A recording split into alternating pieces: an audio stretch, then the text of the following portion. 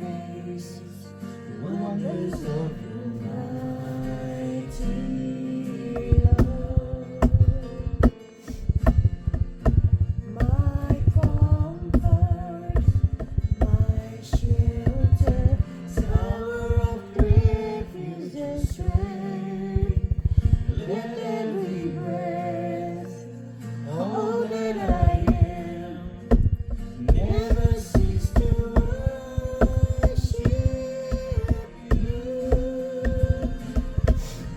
Shout to the Lord of the earth, let us sing. Power and majesty, praise to the King. Mountains bow down and the seas roar at the sound of your name.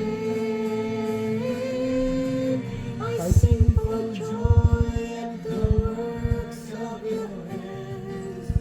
Forever I love you, forever I stand.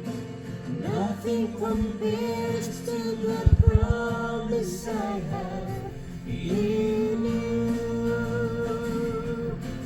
Shout to the Lord on the earth, let us sing. Power and majesty, praise to the King.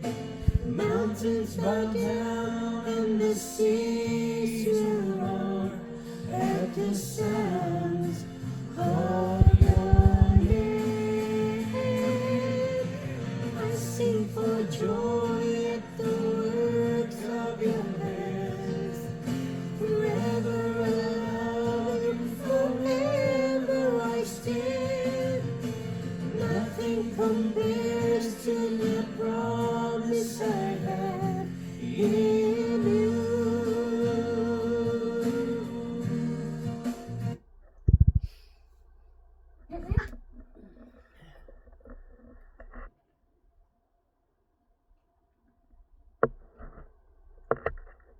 Isa pa? Kasi pa, power of God.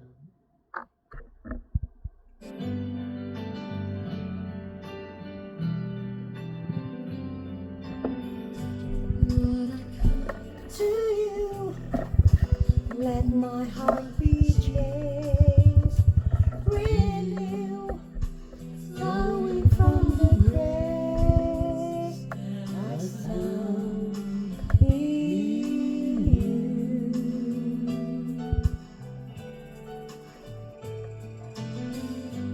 But I've come to know the weaknesses I see in me. No use it away.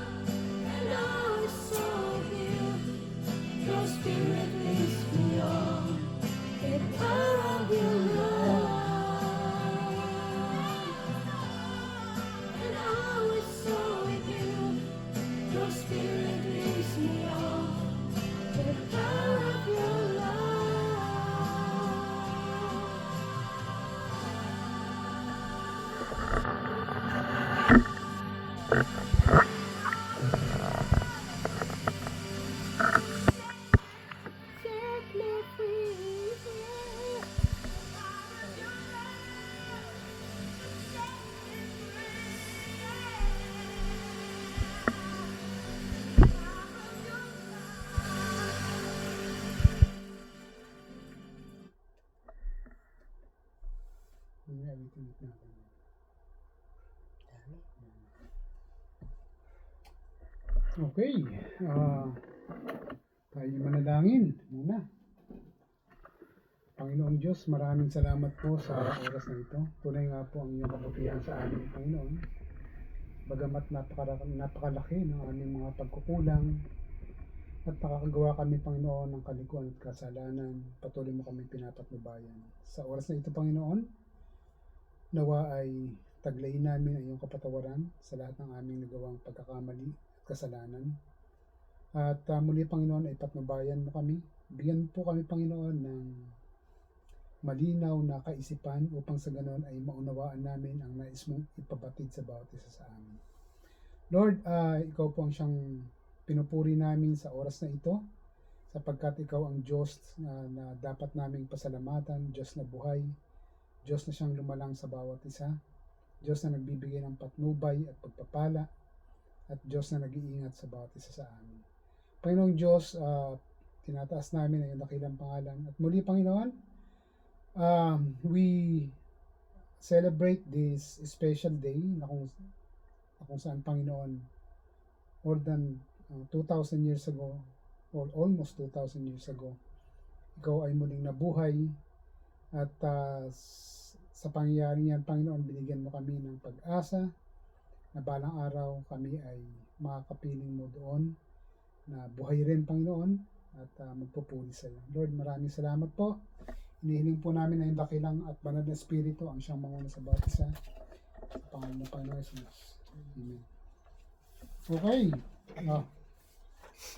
Ito yung Ay. Salamin. para hindi na kayo magbubukas. Ano po? Wala kang salamin, sis, no? So, ang ating Ako salamin. pag-aaralan. Okay. Nababasa mo? Hindi niya nabasa, ito ako salamin. Ang ating pag-aaralan ay matatagpuan dyan. So, nakasulat sa Mateo Kinusis. 28. Mabasa ko ito, salamin. Mateo 28, talatang 1 hanggang 10. Muling nabuhay si Jesus. Yan, title niyan. Muling nabuhay si Jesus. Siguro, ang gagawin natin, ako muna sa verse 1, tapos yung pangalawa, si Sister Lourdes, tapos pangatlo ikaw. Yan, verse 2, verse 9. Tag-iisang verse tayo. Okay? So, ayon dito sa verse 1, makaraan ang araw ng pamamahinga. So, Sunday, no? Sabbath day. Sa pagbubukang liwayway ng unang araw ng linggo, pumunta si Maria Magdalena at ang isa pang Maria sa libingan ni Jesus upang tingnan ito. Pangalawa. Biglang lumindol ng, Ay, number 2. Biglang lumindol ng malakas sapagkat bumaba At isa pang Maria. bumaba mula sa langit ang isang anghel ng Panginoon. Iginulong nito ang batong nakatakip sa libingan at umupo sa ibabaw niyan. 3. Ang kanyang mukha ay nakakasilaw na parang kidlat at puting-puti ang kanyang damit. So, pang-apat, nanginig sa takot ang mga bantay nang makita ang anghel at sila'y nabuwal na parang mga patay. Ngunit sinabi ng anghel sa mga babae, "Huwag kayong matakot. Alam kong hinahanap niyo si Jesus sa ipinako sa krus. 6. Wala na siya rito sapagkat siya ay muling nabuhay gaya ng kanyang sinabi. Halikayo, tingnan niyo ang mga hinimlayan niya. 7. Magmadali kayo at ibalita sa kanyang mga alagad na siya ay muling nabuhay. Mauuna na sa inyo na siya sa inyo sa Galilea. Makikita ninyo siya roon, iyan ang balitang hatid ko sa inyo. At dali-dali nga silang umalis sa libingan at may nakahalong takot at galak at patakbong pumunta sa mga alagad upang ibalita ang nangyari. 9. Ngunit sinalubong nila si Jesus at binati. Lumapit sila sa kanya, hinawakan ang kanyang mga paa at sinamba siya. Pang-sampu, panghuli, no? Sinabi sa kanila ni Jesus, huwag kayong matakot. Umayo kayo't sabihin sa mga kapatid ko na pumunta sila sa Galilea at makikita nila ako doon. So yun ang pagkakabasa ng salita ng Panginoon. Sa muling nabuhay si Jesus. So, again, no, katulad ng sinabi ko, and alam naman natin lahat, today is Easter Sunday, na syempre, kinikilala, no, nire-recognize, no, ng lahat ng Kristiyano sa buong mundo. Pero, unfortunately, yung iba, no, parang, lalong-lalo na yung mga Kristiyanong hindi masyadong nag-observe, no, ng mga Christian tradition, parang nababaliwala na rin. Pero anyway, sa ating mga kumikilala sa mga tradisyong Kristiyano, tinuturing natin ito na mahalagang araw sapagkat ito yung fulfillment way back almost 2,000 years ago ng pangako ng Panginoon na siya'y muling mabubuhay, no? Well, kung babalikan natin, ayon dito sa kwento, no? Ang Sabbath day kasi noon, nagsisimula siya ng araw ng Biyernes. Okay? Yun yung pinaka-rest day ng mga Hudyo, no? Ng mga Jews. Nagsisimula siya ng sundown ng Biyernes, so most likely mga alas 6 ng hapon. So matatapos siya ng sundown ng Sabado. Yun yung Sabbath day. So kaya nung pinako ang Panginoon, nung namatay siya, ang sabi nila ayon sa tradisyon, mga alas 3 ng hapon, ay hiniling, no, ni Joseph ng Arimatea, pariseo, no, na sinasabing naging believer din ng Panginoon, para nang sa ganun mailibing siya. Okay? Kasi kapag ang mga pinapako sa krus noon, ganito yan, no? Isa sa mga pinaka tawag dito, pinakamasamang parusa na ibinibigay ng gobyernong Roma noong panahon na yun, sapagkat sila isakop ng Roma, ay ang crucifixion. Kumbaga sa panahon natin ngayon, kung meron parusang kamatayan sa silya elektrika, parang ganon, no? Yung pinaka bigat. Okay? So, ang sabi nga nila, mas maigi nang mamatay ka ng pinugutan ng ulo kaysa yung mamatay ka sa krus. Kasi unang-una, kapag sa krus ka namatay, dahan-dahan.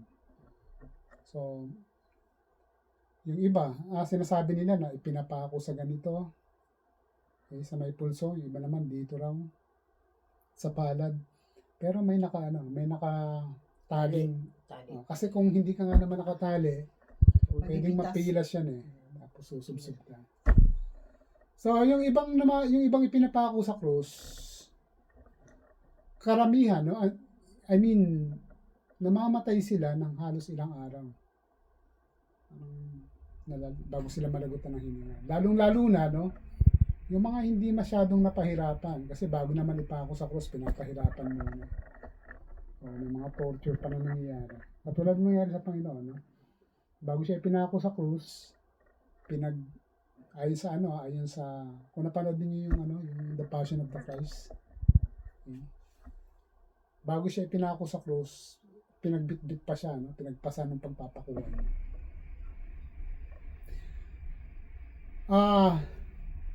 Karamihan ay pinapako sa krus yung mga hindi citizen ng Rome. Okay. Parang sa atin, nandito tayo sa Japan, hindi naman tayo Japanese citizen. So, Pilipino pa rin tayo.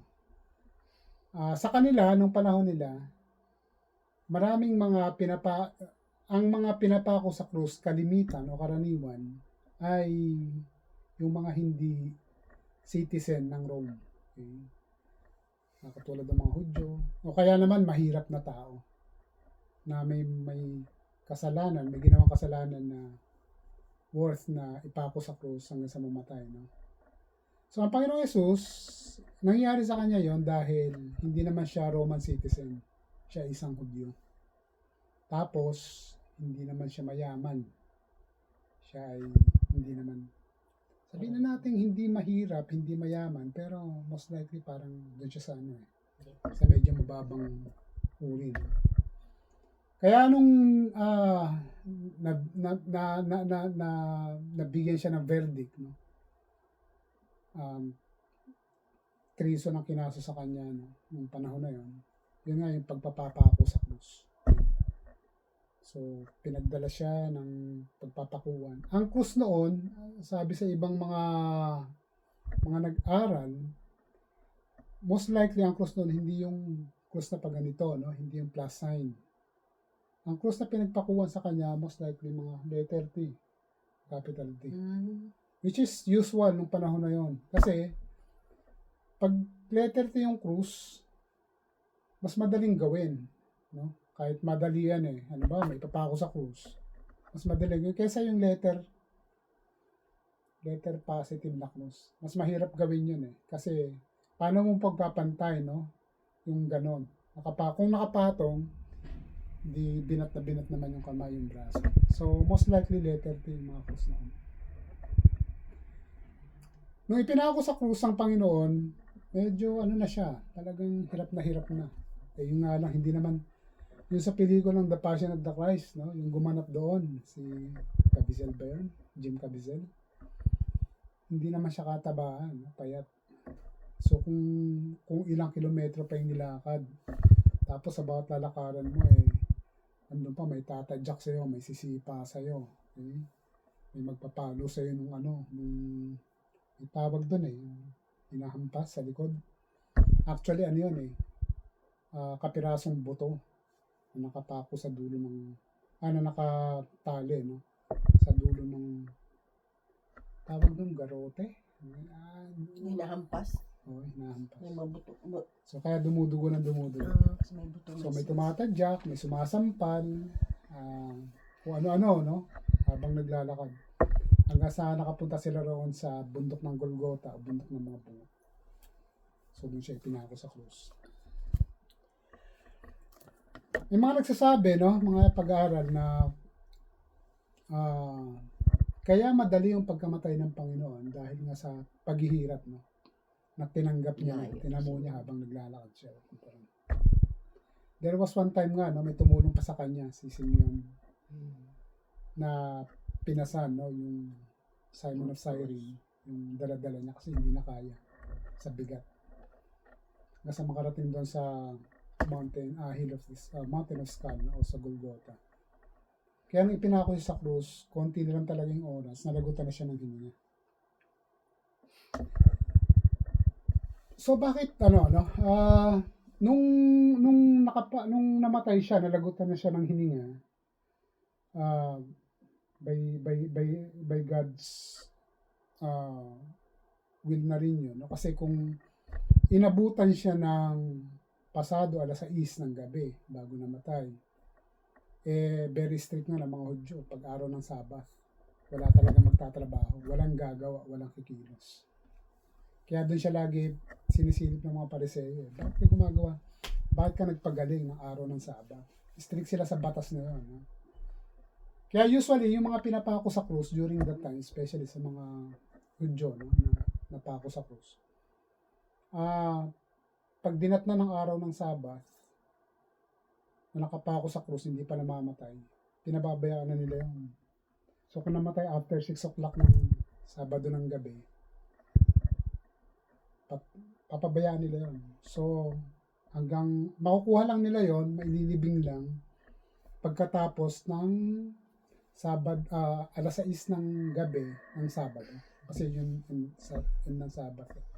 So, Biyernes, 6:00 ng gabi, hapon ng Biyernes, hanggang lalakad pa yun ng umaga, tanghali, Sabado. 6:00 ng gabi ng Sabado. Doon pala nila makukuha.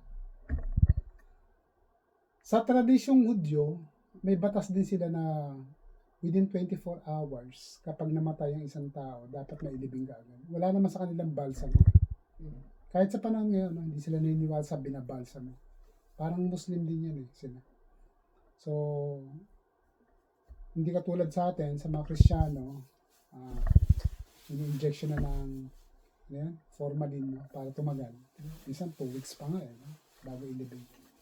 So sa kanila hindi ganoon, within 24 hours kinakailangan may libing kasi nga nandun na yung possibility na babaho na. No? So, Malamig. Hindi namatay ang Panginoon at sabi nila 3 o'clock no, in the afternoon. Tapos, fortunately, okay, kasi kung just imagine, no, kung namatay ang Panginoon after 6 o'clock ng gabi ng Biyernes, ipababayaan siya ron. Ano mangyayari sa kanya? Habang nakaganon ka, andun yung mga buwitre, pwedeng kainin, no? Katawan mo, okay? May mga buwitre doon. Tapos, kapag nalaglag ka sa krus, no? Pwedeng kainin ng aso, no? Yung mga laman-laman mo. So, God's will na rin yun, no? Father's will na namatay siya at 3 o'clock. Tapos, nandun si Joseph of Arimathea, no? Marami siyang mga disciples. Nagkandawalaan, no? Kasi, takot na rin siguro. At bakit si Joseph of Arimathea? No? Kasi si Joseph of Arimathea, ay sa pag-aaral, siya ay may tawag dito, may kaya, member siya ng Pharisee. No? May kaya, may nakahanda ng libingan. Okay?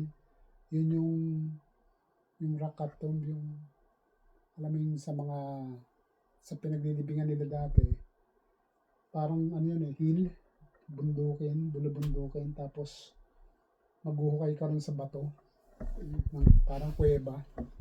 Tapos, yung mga may kaya, mga mayayaman, yun ang ginagawa nila. Pero pag mahirap, parang katulad sa atin, na maghuhukay sa lupa. So, ganun. So, karamihan ng mga nililibing dati, noon, parang katulad sa atin, naghuhukay sa lupa. Pero pag may kaya-kaya, merong gano'n sa yung parang kuweba, no, sa bato. Yun, doon nilibing ang Panginoon. So, bakit si Joseph of Arimathea? Nandun naman yung magulang. Nandun naman sila Mary, di ba? Nandun naman yung ibang kapatid, no? Marahil, wala silang nakahandang libingan, no, para kay Jesus. During that time. And itong si Joseph Arimathea, siyempre, disipulo, naniniwala rin sa Panginoon, siya yung umako. So, humingi siya ng pahintulot kay Pontius Pilate para kunin, no, yung katawan ng Panginoon. At mailibing nga doon sa parang kuweba sa rakatom na libingan. At dito na nga, no, sabi dito, makaraan ang araw ng pamamahinga after Sabbath day. After ng 6 o'clock, 6 o'clock in the evening ng Friday, sa pagbubukang liway ng araw ng linggo, so doon to, madaling araw, siguro itong mga sila Mary Magdalene, no, at isa pang Maria, hindi siguro sila nakatulog. Hinintay nila, no, yung pagtatapos ng Sabbath. At pumunta sila doon sa libingan ni Jesus para tingnan. Okay. So sa pagpunta nila, biglang lumindol. Okay. May biglang lumindol at na napakalakas at merong anghel na bumaba sa langit. Okay. Yung kasi, yung libingan na gano'n, yung ganong klaseng libingan, hindi naman yan open eh. So, kung bibigyan natin ng imagination, ang libingan na parang kuweba, yung rakatom, halimbawa, ito yung yung bundok, okay? Ito yung bundok yan, tapos bato yan. Suhukay sila dyan. Tapos paghukay nila, medyo maluwag sa loob. Tapos may 2 rooms doon. 2 rooms. So yung isang room doon na maliit, doon inilalagak. No? Yung, parang merong silya doon, bangko na. Parang ganyan. No? Doon nila ilalagak yung patay. Okay? Tapos, after 1 year or 2 years, kukunin nila yung buto ron, ilalagay nila sa kabilang room, doon nila iipon. So, para pag may namamatay, so may pwesto. Tapos yung buto sa kabilang room, may division. So, yung bunganga ng kuweba, hindi naman yan open, no? May takip din yan na bato. So, ang batong takip niya, napakabigat. Siguro kung ako lang bubuhan, hindi ko kakayanin. No? So, pinapagulong yun. Halimbawa, parang ganito, no? Ganito siya. May bato dyan na nakatakip. Parang yung mga bote, may takip. Pero pinapagulong yun. So, sinabi rito, nung pumunta yung dalawa, si Mary Magdalene at isa pang Mary, biglang lumindol. At merong isang anghel, no, nagmumaba mula sa langit. At iginulong ang bato na nakatakip sa libingan. Kasi kung silang dalawa lang, hindi nila kakayanin yan. Okay? At isang milagro dito na nakita natin sa kwento na ito ni Matthew, may isang nakaupo doon sa ibabaw ng bato. Okay? At yun nga yung anghel. Sabi rito, ang kanyang mukha ay nakakasilaw na parang kidlat at puting-puti ang kanyang damit. Nanginig sa takot ang mga bantay nang makita ang anghel at sila'y nabuwal na parang mga patay.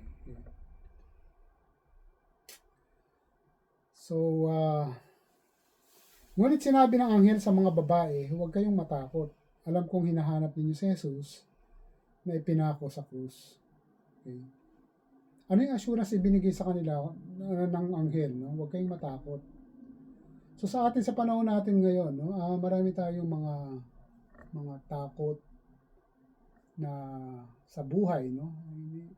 Hindi pa nangyari, iniisip natin, parang natatakot na tayo. Okay? Takot tayong harapin, no, yung mga suliranin. So ang sabi rito ng anghel sa kanila, huwag kayong matakot, no, doon sa mga kay Mary Magdalene at saka isa pang Maria, na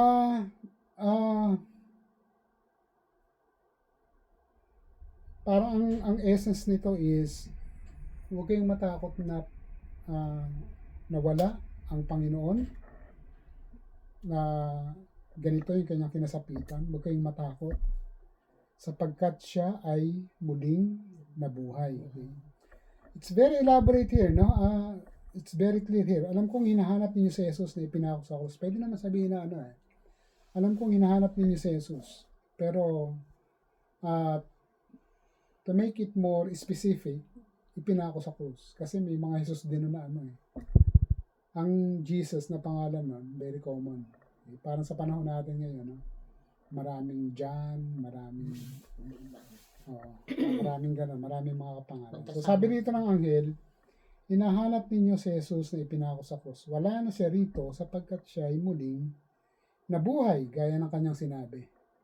So ito nga yung culmination o katuparan ng binigkas ng Panginoon na siya ay muling mabubuhay. No? Kung babalikan natin yung itong book ng Matthew, doon sa nung nakipag-usap siya sa mga tao at sa mga Pariseyo, no? Yung mga Pariseyo, ang sabi gano'n ng Panginoon, take this temple down and I will raise it up in 3 days. So, ibig sabihin, siya ay nagsasalita patungkol sa kanyang sarili, no? Hindi yung sa templo mismo na magigiba na bubuin niyang muli after 3 days. So, ang sinabi ng Panginoon doon sa earlier writings ng Matthew, siya mismo yon, no? Yung mamamatay, magigiba, pero muling mabubuhay after 3 days. Sabing gano'n ng anghel dito, halika tingnan ninyo ang hinimlayan niya. So, pinakita ng anghel, no? Sa loob. At wala nang ang Panginoon. Magmadali kayo at ibalita sa kanyang mga alagad na siya ay muling nabuhay. Mauuna na siya sa inyo sa Galilea. Makikita ninyo siya roon.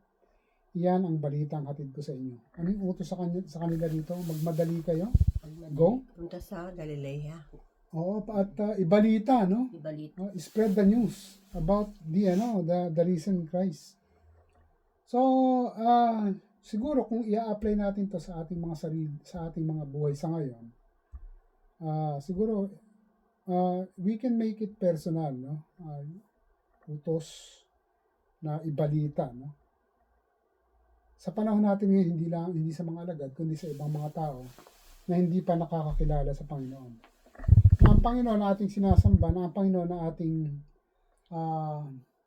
ina-acknowledge as Lord, recognize as Lord, worship as Lord, ay hindi basta-basta Panginoon na namatay, pero namatay na lang. No? Siya ay Panginoon natin na namatay nga, pero muling nabuhay. Maraming ilan ng mga relihiyon sa ngayon, no? Na major religion sa panahon ngayon. Marami. Katulad ng Saksi ni Jehovah, Iglesia ni Cristo. So, mga kulto, no? Pero yung major religion, katulad ng Islam, Judaism, Buddhism, Hinduism, dito sa Japan, Shintoism, no? Yung mga founder ng mga relihiyon na yan, namatay, no? And they are waiting for their comeback. Pero hindi na muling nabuhay, nanatiling patay. Yun ang pagkakaiba ng mga Kristiyano, sapagkat ang Panginoon, no, na ating nire-recognize, sina-acknowledge at sinasamba, ay namatay pero muling nabuhay. And we have proofs, no? We have evidence sa Bible. Katulad nitong binasa natin, magmadali kayo at balita sa kanyang mga alagad na siya muling nabuhay. Doon tayo proud. Okay? Hindi tayo katulad ng iba na may nire-recognize nga, may sinasamba. Pero yung kanilang nire-recognize, sinasamba, no, na Panginoon, namatay pero hindi na muling nabuhay. So sabi dito, mauuna na sa inyo, siya sa inyo sa Galilea. Makikita ninyo siya roon. Yan ang balitang hatid ko sa inyo. So sabi rito sa verse 8, ang sabi rito, at dali-dali nga silang umalis sa libingan na may magkahalong takot at galak, at patakbong pumunta sa mga alagad upang ibalita ang nangyari. So anong respond, no? Anong response ng dalawang babae ni Mary Magdalene? Hindi sila nagsabi na hindi, ayaw namin. Okay? Dali-dali silang Dali-dali, no? Walang duda. Okay? Hindi sila nagduda na baka scam lang to, no? Baka niloloko lang tayo. Okay? Hindi rin nila ginawa na gisingin yung mga bantay, kasi may bantay doon sa libingan, na nagtanong sila, totoo ba yung nakita namin, no? Walang gano'n, no? Walang pagdududa, kundi sumunod sila kaagad. So, ano bang application nito sa atin? Huwag tayong magduda, okay? Nalaman natin ang patungkol sa Panginoon, let's not doubt that the Lord we are recognizing, we are worshiping, we are acknowledging, is no doubt the one who is alive, okay? At siya yung nag-encourage sa atin to tell him about to tell about him, no, doon sa iba. So sabi dito, dali-dali nga silang umalis sa libingan na may magkahalong takot at galak, at patakbong pumunta sa mga alagad upang ibalita ang nangyari. Binalita nila yung mga nangyari. Yung mga alagad ng Panginoon, kasi the day, no, that he was crucified, nagkandawalaan na sila, no? Sabi nga yung mga 12 apostles or disciples, they went back, no, fishing. Parang ordinary life ulit, no? Ano yung ginagawa nila. So, parang wala lang. So, nung binalita sa kanila, kaya yun yung naging mission, okay? Ng dalawang, ni Mary Magdalene at ng isa pang Mary dito. Ang mission nila is ibalita kung anong nangyari, okay? So tayo, may kanya-kanya rin tayong mission, no? But then, of course, the first mission that we have to do is to tell others about Christ, about our faith, no? Lalong-lalo na yung mga hindi pa naniniwala sa Panginoong Jesus. They believe, they heard about Christ, but then they don't accept Him as Lord and Savior. So sabi sa verse 9, ngunit sinalubong sila ni Jesus at binati. Okay? So, habang papunta sila para ibalita yung nangyari, Sinalubong na sila ng Panginoong Yesus at binati. Sa maraming kaparaanan, no? Sa maraming pagkakataon, siguro, hindi natin sometimes nare-realize, no? Especially when we are facing challenges sa buhay, andun na yung Panginoon mismo, no? Sumasalubong na sa atin. Na okay, easy, no? Easy. Parang He's telling us na easy, submit sa akin at everything will be fine. Okay? Sinalubong sila ni Jesus at binate. No? Lumapit sila sa kanya, hinawakan ng kanyang mga paa at sinamba siya. Sinabi sa kanila ni Jesus, huwag kayong matakot. Okay? So ito yung assurance na binigay sa kanila. Huwag kayong matakot. Umayo kayo at sabihin sa mga kapatid ko na pumunta sila sa Galilea at makikita nila ako roon. Okay? Huwag kayong matakot. This is the very verse, no, dito sa Bible na kanya sa passage na ito ng muling pagkabuhay ng Panginoon that He gave an assurance, no, doon sa mga kababaihan na nagpunta sa kanyang libingan at sabihin mo doon sa mga alagad. Okay? But then the assurance that the Lord gave, huwag kayong matakot. Do not fear. Okay? Do not fear. Pero sa atin sa panahon ngayon, no, huwag tayong matakot, anuman, no, yung ating kinakaharap. Huwag tayong matakot sa challenges ng buhay. But then, what we have to do, no, is to have more faith sa Panginoon. Manampalataya tayo, magtiwala lang tayo sa Kanya. Sapagkat siya naman mismo nagsabi, no, huwag tayong matakot. Kung sinabi ng Panginoon doon sa kanila, sa dalawang babae, no, na siguro wala nang pag-asa, no, bibisitahin, papasyalan lang nila ang Panginoon, no, sapagkat yun naman yung bahagi din ng tradisyon. Okay? Parang sa atin, no, kapag may yumao, minsan pupuntahan natin on the day, no. Dito, no, binigyan sila ng assurance ng Panginoon, huwag kayong matakot, nabuhay akong muli, parang ganun. So, tungkol sa aking muling pagkabuhay, sabihin niyo sa mga kapatid na pumunta sila sa Galilea at doon makikita nila ako. Magkakaroon tayo ng pagpupulong. So, huwag kayong matakot. Huwag tayong matakot. Amen? Amen. So, awitin natin ulit ito. Awitin natin itong kanta na ito, no, kay Baymowen. So, happy Easter. Etong God Will Make a Way. Okay? Matagal ng kanta to no? Gospel song ni Don Moen. So, ang Panginoong Diyos, lagi siyang gumagawa ng paraan. Minsan yung kaparaanan natin, kapos Kahit na anong gawin natin sa buhay, no? Kapos lagi. Pero iba kapag ang Panginoon ang gumawa ng paraan. Okay? So, God will make a way.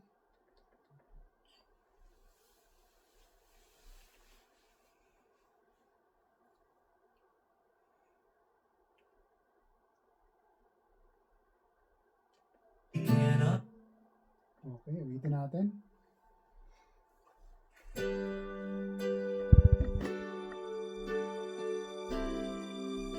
Ang Diyos ang gumagawa ng paraan. Ang gagawa ng paraan.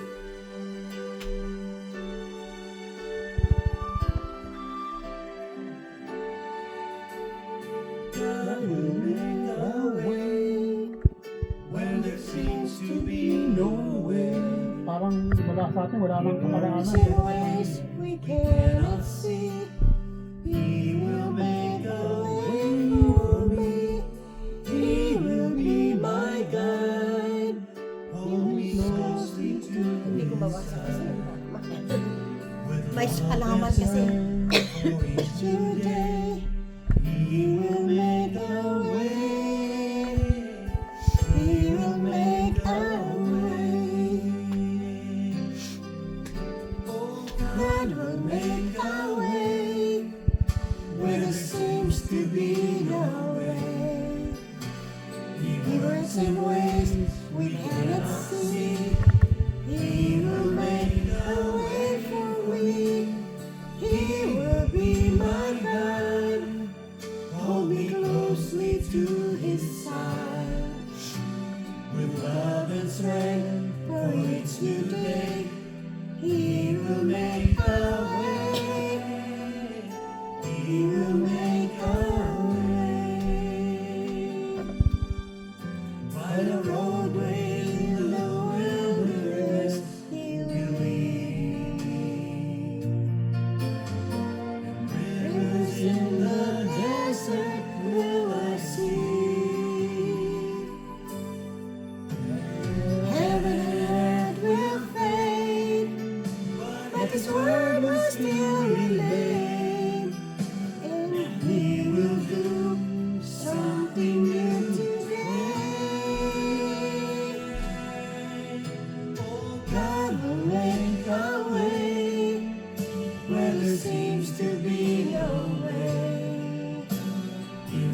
works in ways we cannot see.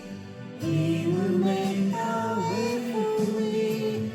He will be my guide. Hold me closely to His side.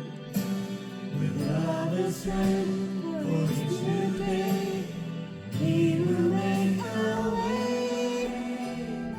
He will make a way.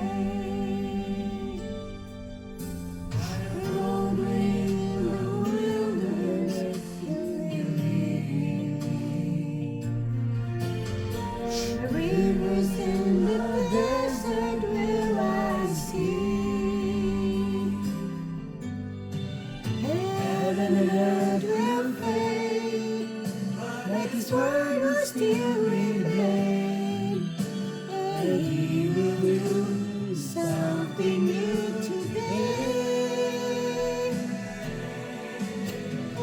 God will make a way where there seems to be no way.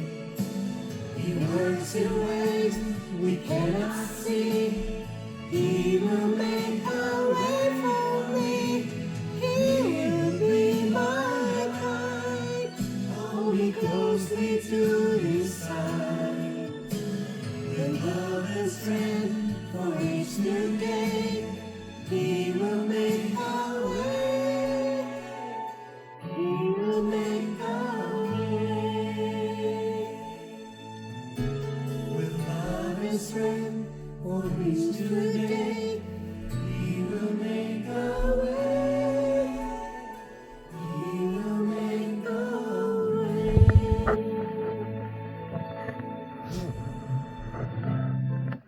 Okay, amen. So, God will make a way.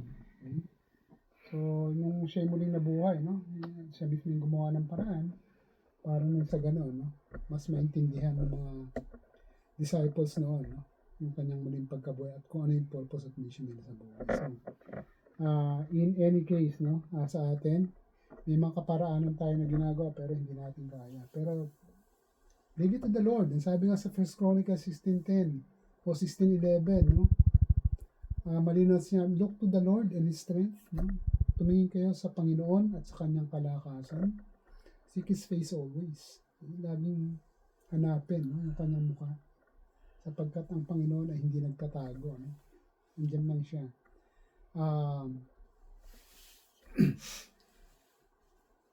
Well, napakaraming mga pangako ng Panginoon na binitawan sa banal na salita, no? Sa Kanyang banal na salita, no? Na kung saan dapat nating panghawakan. So, yun yung assurance na binigay sa atin ng Panginoon. Huwag kayong matakot. God will make a way, etc. No? Have faith lang. No? Believe in Him. Continue to believe in Him. So, let us pray. Father God, we thank you for today. Thank you for the message of hope. Salamat, Panginoon, kung paanong may assurance ka na ibinigay doon sa mga disciples when they were afraid na wala ng pag-asa, Panginoon. Nagkaroon sila ng pag-asa sapagkat Ikaw ay muling nabuhay, Lord. And we celebrate your recent day, Panginoon, sa araw na ito, together with all of the Christians all over the world, Panginoon. We are happy because the Lord, the God that we are worshiping, is the God that have risen from the death. And so, Lord, binigyan mo rin kami ng kasiguruhan na Ikaw ang siyang patuloy na mangunguna sa amin at Ikaw ang patuloy na tutulong sa amin sa lahat ng aming mga pangangailangan at Ikaw ang siyang patuloy na magbibigay sa amin ng kalakasan. Lord, maraming salamat po. Till next time, Panginoon, please provide us your grace, your mercy. In Jesus' name we pray. Amen. So, kain ulit.